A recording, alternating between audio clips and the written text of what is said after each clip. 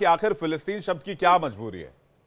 देखिए, मैं आपको एक बात बताऊं, दरअसल दिक्कत क्या है विवेक, यहाँ जितने भी लोग बैठेंगे और उसके अलावा के जो लोग हंगामा मचाए हुए हैं, सबसे पहले आप एक बात ये समझ लीजिए, संविधान जो है पूरा का पूरा ही लागू है देश में।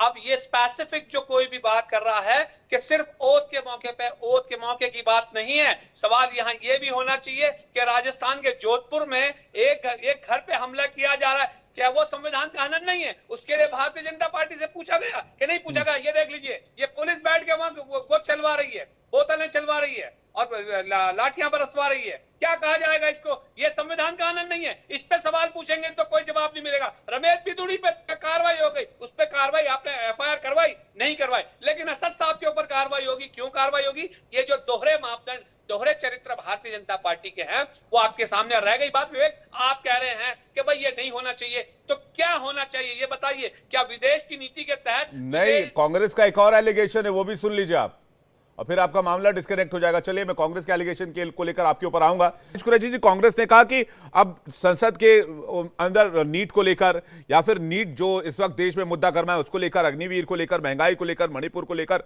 और रोजगार को लेकर, इन तमाम मुद्दों पर बात नहीं होगी, क्योंकि अब बात होगी इस मुद्दे की, और ये मुद्दा जानबूझकर छेड़ा गया है।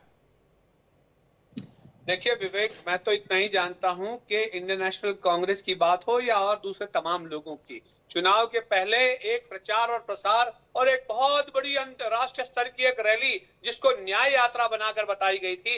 मुझे ये बताइए, देश में अन्याय के लिए अब पार्लियामेंट की बात कर रहे हैं, क्या वहां नहीं जाएंगे अकबरपुर में? क्या जहां जुल्म और ज्यादती हो रही है, क्या जोधपुर में नहीं जाएंगे जहां उनके ऊपर जुल्म और ज्यादती हो रही है? क्या गुजरात के आनंद के अंदर में एक बच्चे को मार दिया जाएगा, वहां नहीं जाएंगे? तो ये वो न्याय यात्रा थी, वो चुनाव खत्म, काम खत्म। मैं पहले भी, इससे पहले भी हम चुनाव के वक्त पे डिस्कस कर रहे थे, और मैं 10 बार ये कह चुका था कि जैसे ही चुनाव का दिन खत्म होगा, उसके बाद मुसलमानों को, दलितों को कोई पूछने वाला नहीं मिलता।